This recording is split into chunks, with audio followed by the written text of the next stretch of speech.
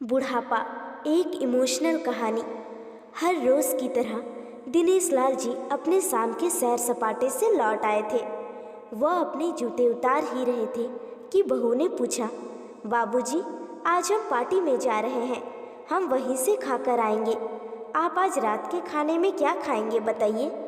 दिनेश लाल जी सोचने लगे, आज रविवार तो नहीं है और ना ही किसी की शादी है, ज़रूर किसी पार्टी में जा रहे होंगे। छोड़ो, मुझे क्या करना है इस उम्र में।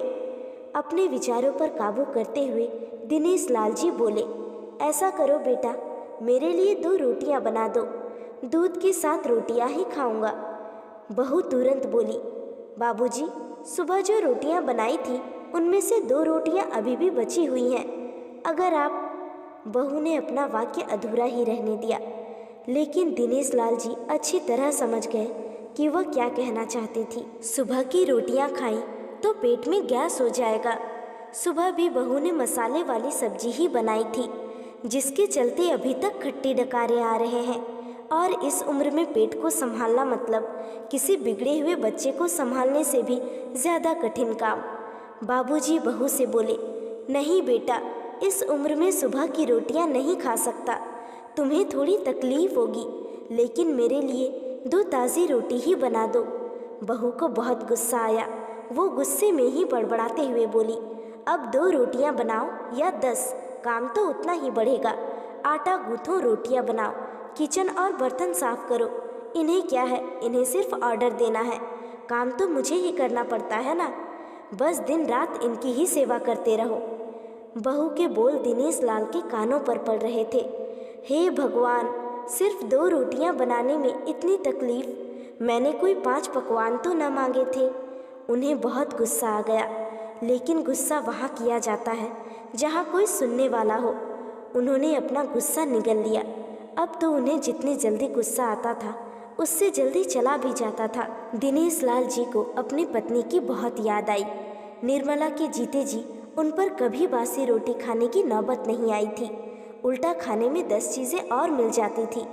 खाने के साथ मीठा, पापड़, अचार, दही, छाछ, सलाद और पता नहीं क्या क्या। दिनेश जी को बहुत बुरा लग रहा था।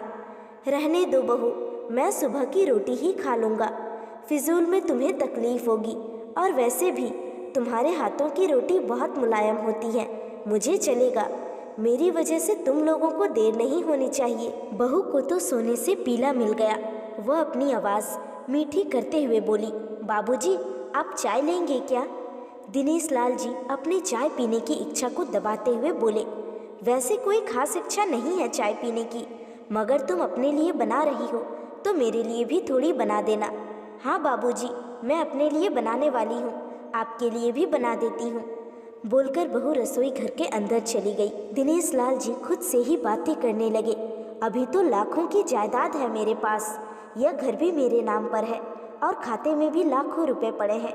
कभी बेटा कोई विषय निकालता है तो मैं बोलकर टाल देता हूँ कि मेरे बाद तेरा ही तो है सब कुछ, और फिर भी 1 कप चाय और 2 ताज़ी रोटियों के लिए तरसना पड़ता हो तो उन बूढ़ों का क्या होता होगा, जिनके पास संपत्ति के नाम पर सिवा पुरानी यादों के कुछ भी नहीं होता। निर्मला को याद करके दिनेश लाल की आंखों में आंसू बहने लगे।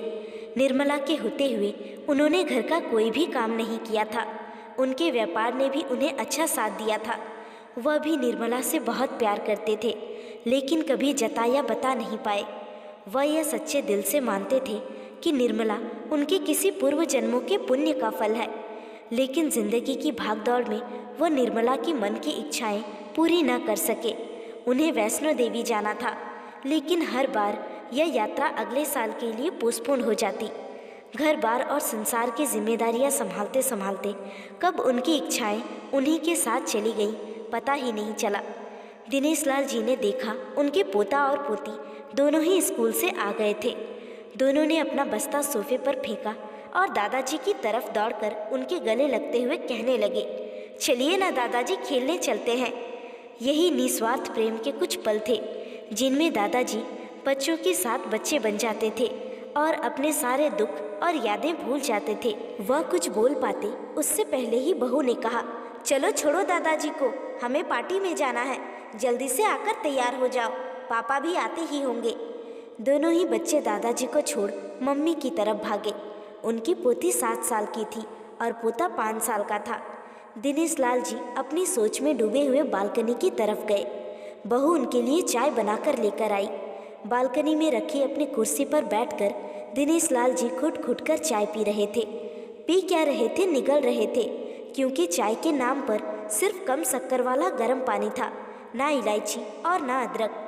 दिनेश लाल जी मन ही मन सोचने लगे, बहू के जाने के बाद आज खुद अपने हाथों से चाय बनाऊंगा, इलायची, अदरक और थोड़ी सी ज़्यादा शक्कर डालकर, और उसके साथ रोटियां भी खा लूँगा। चाय खत्म होने पर खाली कप लेकर वह किचन में रखने गए तो वहाँ देखा कि बहू और बच्चों का कप धोकर रखा था।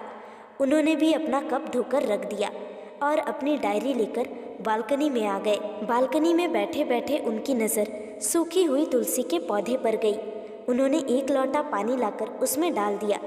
कुछ मिनटों बाद ध्यान से देखने पर पता चला कि सूखे हुए तुलसी के पौधे में नई कुपले जैसे मुस्कुरा रही हूँ। उन्हें याद आया कि निर्मला हर सुबह तुलसी को पानी और शाम को दिया दिखाती थी। अब तो शाम को न तुलसी को और न ही भगवान के मंदिर में दिया जलता है। दिनेश लाल जी आसमान की तरफ देखकर बोले, शकुंतला, मुझे और इस घर को अभी भी तुम्हारी ज़रूरत थी। तुम क्यों हमें छोड़कर चली गई? तुमने मुझे धोखा दिया है। तुमने हमेशा साथ रहने का वचन तोड़ दिया। तुम मुझे अकेला छोड़कर चली गई। दिनेश लाल जी की आंखें भर आईं। पापा, इतनी ठंडी हवाएं बह रही हैं और आप हैं कि बालकनी में बैठे हैं। अंदर आ जाइए, नहीं तो बीमार हो जाएंगे। बेटे ने दिनेश लाल जी से कहा। बेटा, बहू और पोता पोती सब तैयार होकर पार्टी के लिए निकल रहे थे। किसी ने झूठ मूठ ही मन रखने के लिए भी उनसे नहीं पूछा कि साथ चलिए। बाबा, आप खाना खाकर जल्दी सो जाइएगा, हमें आने में ज़रा देर हो जाएगी। ज़्यादा देर तक जागना आपकी सेहत के लिए अच्छा नहीं है। हमारे पास घर की दूसरी चाबी है, हमारी चिंता मत कीजिए। बेटे ने जाते हुए कहा। ऐसे बोल रहे हैं जैसे मेरी सेहत की बहुत फिक्र है। कितने दिनों से बोल रहा हूँ, डॉक्टर के पास ले चलो। बीपी बढ़ा हुआ है, शुगर भी चेक करवाना है। थोड़ा सा भी चलता हूँ तो हाँफने लगता हूँ। बेटा कहता है कि बुढ़ापे में यह सब होता ही है, आप ज़्यादा भ्रम मत पालिए। वाह बेटा, बूढ़े बाप के पास बैठने के लिए थोड़ा सा भी टाइम नहीं है तेरे पास, और पार्टी के लिए टाइम ही टाइम है। ऐसे अनगिनत विचार उनके दिमाग में चल रहे थे, लेकिन फिर भी उन्होंने हाँ में सिर हिलाया। सभी पार्टी में चले गए। दिनेश लाल हॉल में रखे कुर्सी पर आकर बैठे। खाना खाने की अभी कोई इच्छा न थी, इसलिए टीवी चालू की। आज वैलेंटाइन डे था, प्यार का दिन, इसलिए टीवी पर भी उसी के बारे में दिखा रहे थे। दिनेश लाल जी की नज़र पास में रखे अपनी पत्नी की फ्रेम पर गई, जिसने लाल कलर की साड़ी पहन रखी थी। प्यार तो उन्होंने भी खूब किया था निर्मला जी से, पूरी जिंदगी किया था, जी जान से किया था, लेकिन कभी बोल नहीं पाए। टीवी पर दिख रहा था कि लोगों ने लाल कपड़े पहन रखे थे। हाथों में लाल फूलों के गुच्छे लेकर वह ग्रीटिंग्स कार्ड की खरीदी कर रहे थे। पता नहीं दिनेश लाल जी के मन में क्या आया, उन्होंने अपने पैसों का बंटवा लिया और निकल पड़े। निर्मला जी के याद में चलते चलते वो एक आइसक्रीम पार्लर के पास पहुँचे। उनको श्वास चढ़ गया था, उनकी सांसों की गति तेज हो गई थी। आइसक्रीम पार्लर के पास एक कुर्सी पर वह आकर बैठे। तभी वहाँ पर एक छोटी बच्ची आई जो गुब्बारे बेच रही थी। बच्ची बोली, दादाजी, गुब्बारे लोगे क्या? इतने ही बचे हैं, बिक जाएंगे तो जल्दी घर चली जाऊंगी। दिनेश लाल जी ने देखा 10-12 रंग बिरंगे गुब्बारे थे। उन्हें याद आया कि निर्मला जी को भी गुब्बारे बहुत पसंद थे, लेकिन अब गुब्बारे लेकर क्या करूं? उन्हें बच्ची की आंखों में सच्चाई और आशा दिखी। उन्होंने 200 रुपये दिए और सारे गुब्बारे खरीद लिए। उन्हें फिर से निर्मला जी की याद आई, क्योंकि वह भी घर से निकलते समय हमेशा थोड़े एक्स्ट्रा पैसे लेकर निकलती और किसी न किसी ज़रूरतमंद की मदद किया करती थी। कभी मैं टोकता तो वह कहती, हमें भगवान ने लेने वालों की नहीं, देने वालों की लाइन में खड़ा किया है, और थोड़े से रुपए के बदले में लाखों की दुआएं मिलती हैं, तो मुझे टोका मत कीजिए। आंखों में आंसुओं के साथ दिनेश लाल जी खड़े हुए रास्तों के पीछे बीच आए। उन्होंने आसमान की तरफ देखा, अपने हाथों में पकड़े गुब्बारे आसमान में छोड़ दिए और चिल्लाकर बोले, निर्मला, मैं तुमसे बहुत प्यार करता हूँ। उनके सांसों की गति बढ़ गई, उनका शरीर लड़खड़ाया और ज़मीन पर धड़ से गिर पड़े। आसपास के लोगों को कुछ भी पता चल पाए उससे पहले ही दिनेश लाल जी ने इस मोह माया की दुनिया को अलविदा कह दिया। उन्हें अपनी पत्नी से मिलने की बहुत जल्दी थी। तो दोस्तों, आशा करती हूँ आप सभी को ये कहानी बहुत पसंद आई होगी। अगर पसंद आई है तो जल्दी से हमारे चैनल को सब्सक्राइब कर लीजिए ताकि ऐसी ही कहानियाँ आपको रोज़ाना मिलती रहे। धन्यवाद।